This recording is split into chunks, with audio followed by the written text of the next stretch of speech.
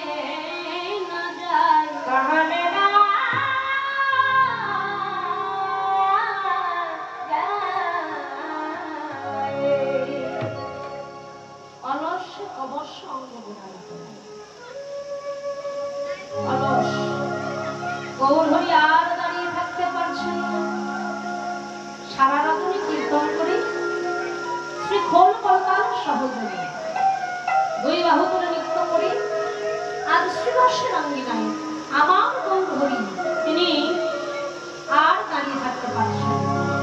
তাই তিনি প্রাণাধিক প্রিয় ভক্ত গৌরী দাসের ক্রোড়ে ঢলে পড়েছেন।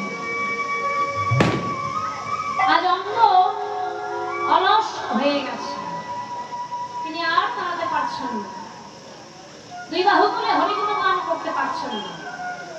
তাই গৌরী দাসের ক্রোড়ে আমার মহাপ্রভু স্বয়ং মাত্রই ঘুমিয়ে পড়েছে।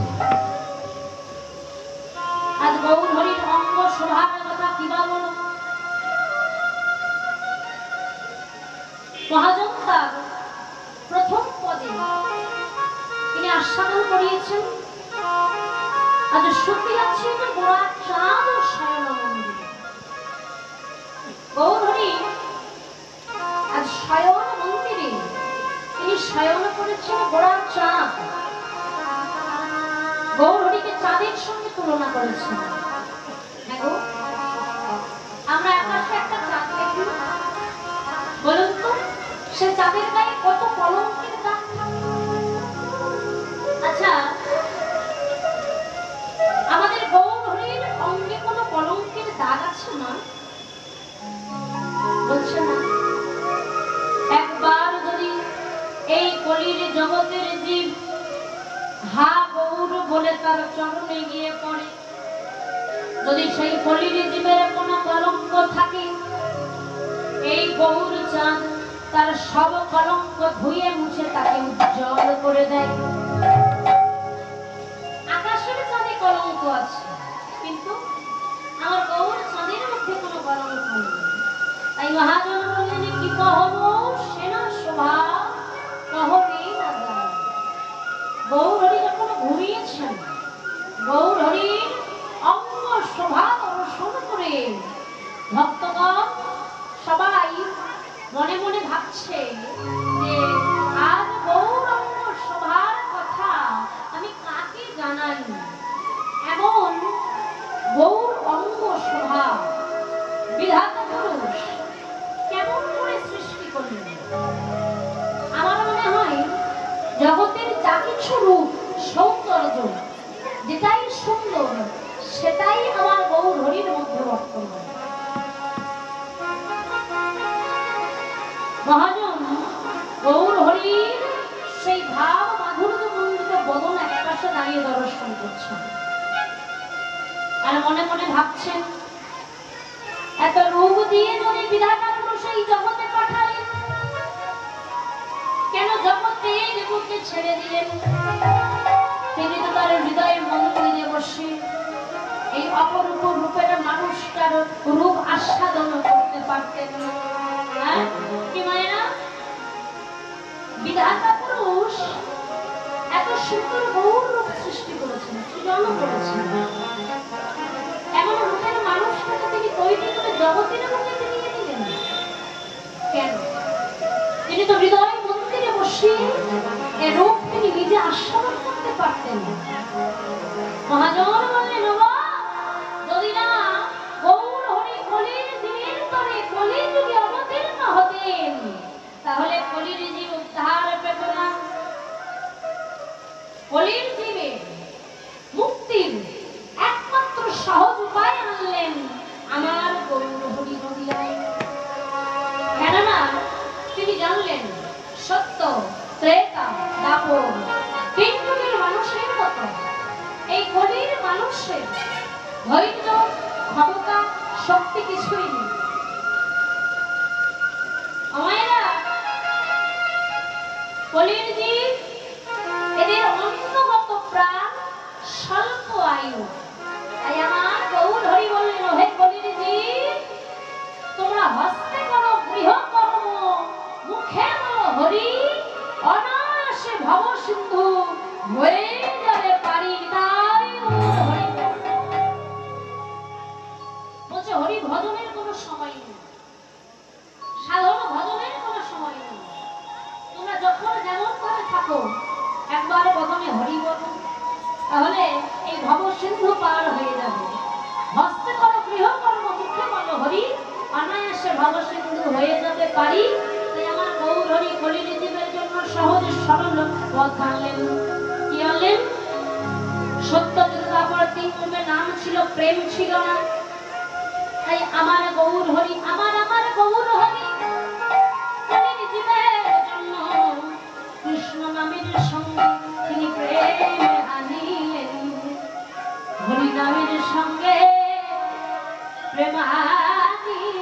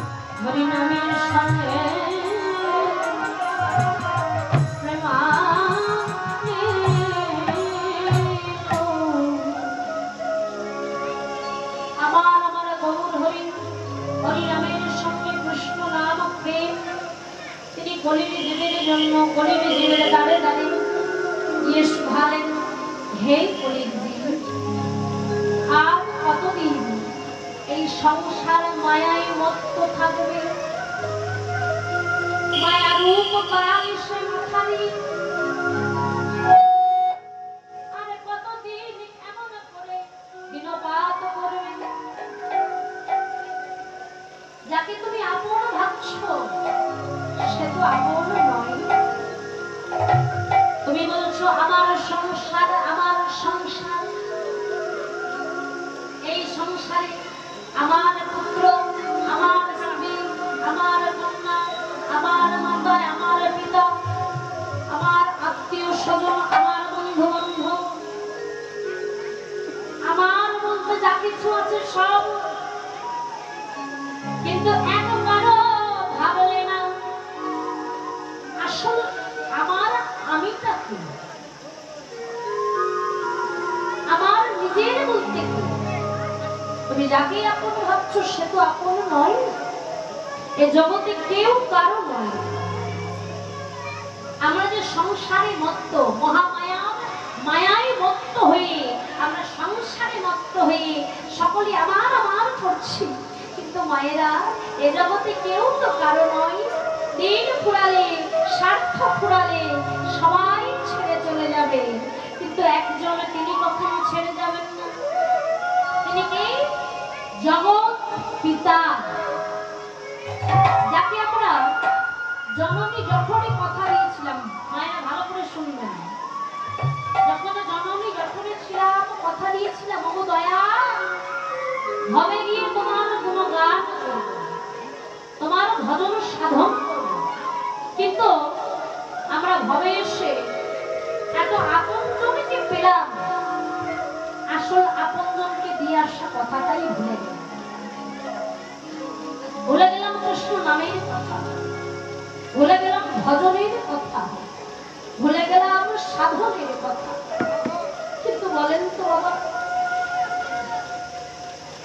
এ জগতে স্বার্থ পুরালে সবাই কেটে যায়, সবাই চলে যায়, কিন্তু যিনি দয়াল দীনবন্ধু হরি ভক্তির ভগবান জগৎ পিতা, তিনি তো কাউকে ভুলেন না।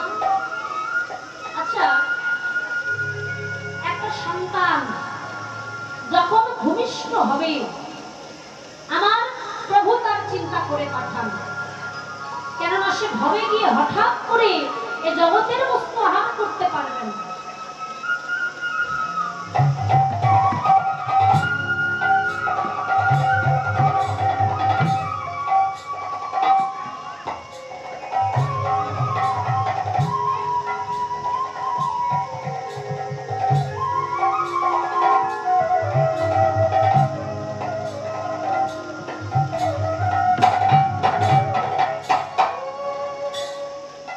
এইভাবে গিয়ে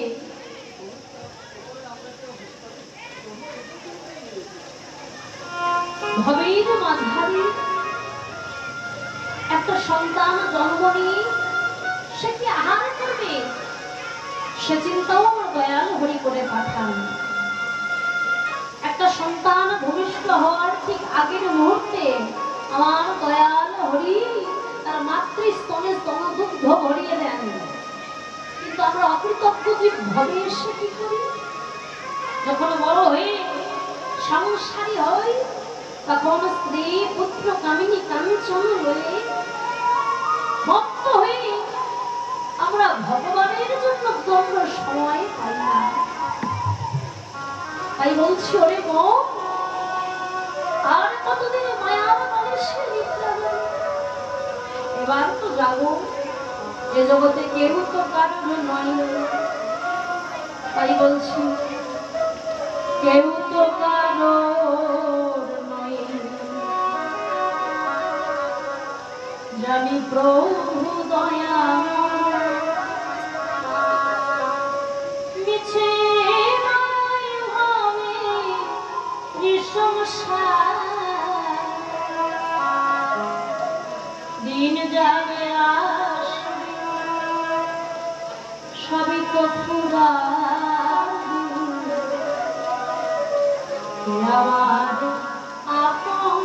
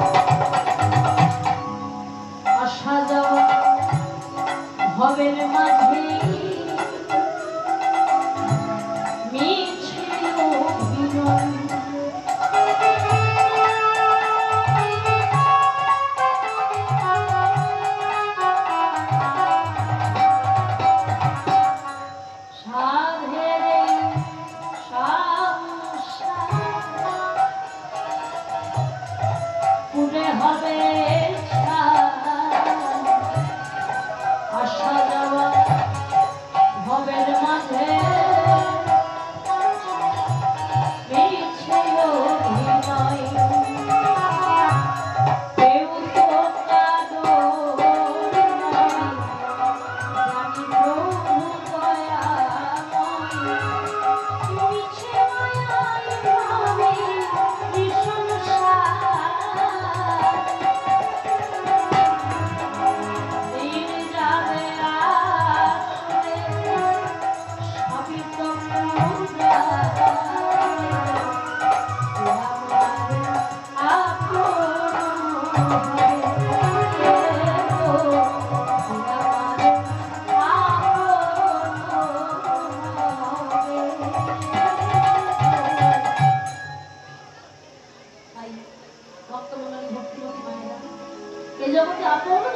হতে হয়, আপন যদি থাকতে হয়, একমাত্র আমার দয়ার দীনবন্ধু হরি, সেছাড়াই ভব সংসারে আপন বলতে কেহ নাই। যেদিন তুমি এই মায়ার সংসার পরিত্যাগ করে চলে যাবে, তোমার দেহটা পুরো ছাই হয়ে যাবে। তুমি যদি জগতে ভালো কর্ম করে যাও, তাহলে 2-4 দিন তোমাকে সবাই মনে রাখবে, আরে মানুষটা বড় ভালো ছিল, চলে গেল এই জগৎ ছেড়ে। আর যদি তুমি ভালো মানুষ না হও, তাহলে তোমার ওই চিতার সঙ্গে সঙ্গে যে জল ঢেলে সব শান্ত করে দেবে আগুন, সেই হতেই তোমার সকল আশা ভরসা, তোমার নাম, সকল কিছু মুছে ধুয়ে চলে যাবে। আর যদি এ জগতে তোমার মা বলে কেউ থাকে, গর্ভধারিণী মায়ের সঙ্গে তো কারোর তুলনা হয় না, তো মা যদি বেঁচে থাকে যতদিন, একটা সেই গানের লাইন আছে না, আমার মায়ের হাড় যদি না মাটিতে যায় কোথা, তবুও বলে আমার বাচ্চা গেল। যতদিন না পর্যন্ত তোমার মায়ের হাড় মাটিতে বিলুপ্তি হয়ে যাবে, ততদিন তোমার মা বসে কাঁদবে আমার বাচ্চা বাচ্চা বলে। তো বাবা, এটা আমাকে আপন করতে কি হবে? আমরা এই সংসারের মধ্যে মত্ত হই, আমার গৌর হরিকে ভুলে যাই। কিন্তু আমার গৌর হরি, তিনি জগৎ পিতা কাউকে ভোলেন না। এই জগৎবাসীর মঙ্গলের জন্য তিনি নদিয়ার মাঝে এসে কৃষ্ণ নামের গাড়ি নিয়ে মঞ্চব করিয়ে দিতে, আর কতদিনে মায়া নিদ্রা যাবে, এবার যাব, আর ঘুমিয়ে ফিরে না, এবার মায়ার বাবেশ পরিত্যাগ করে কৃষ্ণ নামের পথে অগ্রগামী হও। আর তো সময় নেই, যেদিন রাত আসবে সকল কিছু মায়ার পরিত্যাগ করে চলে যাবে।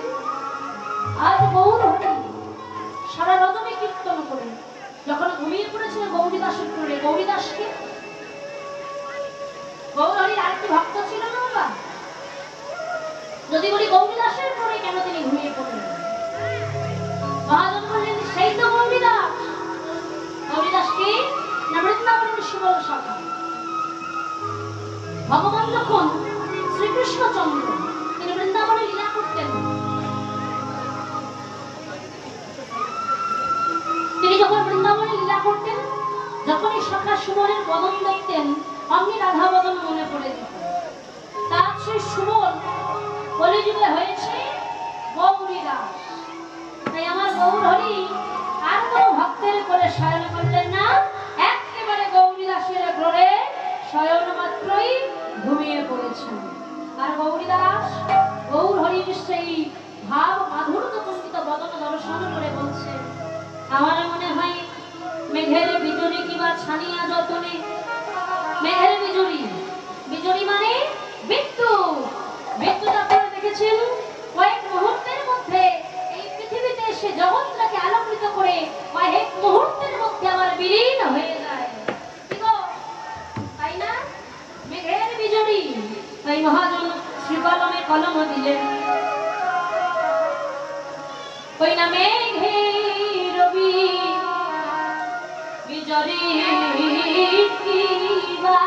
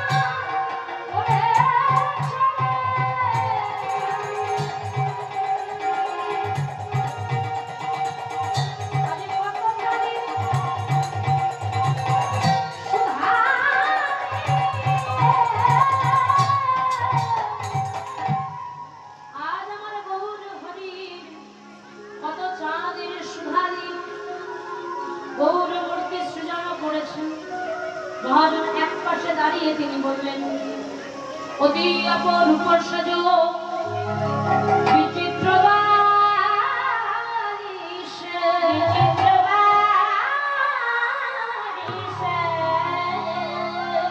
আজ বাসুদেব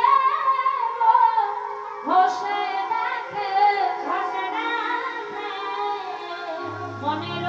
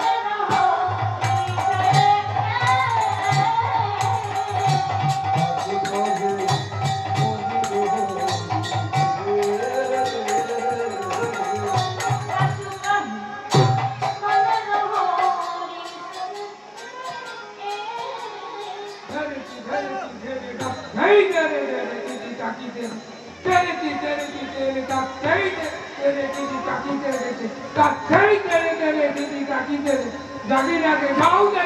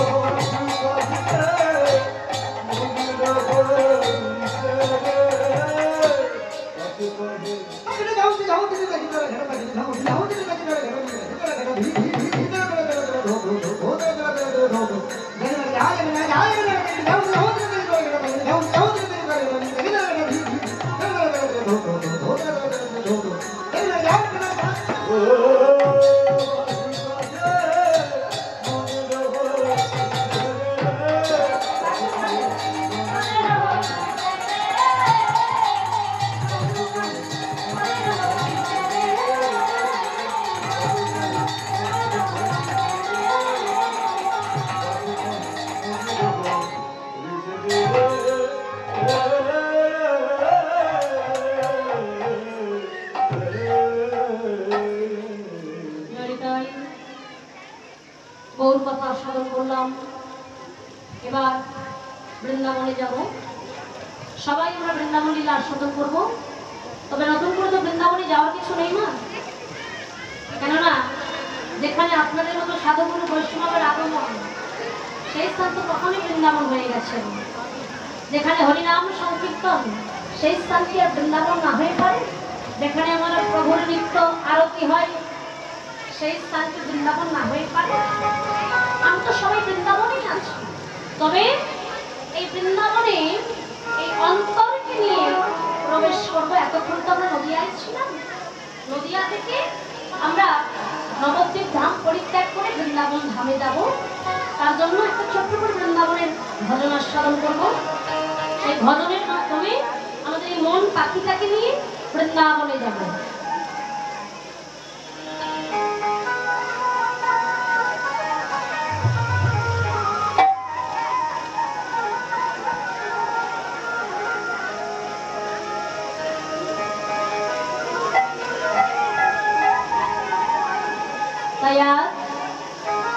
এই মন আমাদের দেহের মধ্যে, প্রত্যেকের দেহের মধ্যে একটা মন পাখি আছে। মহাজন বললেন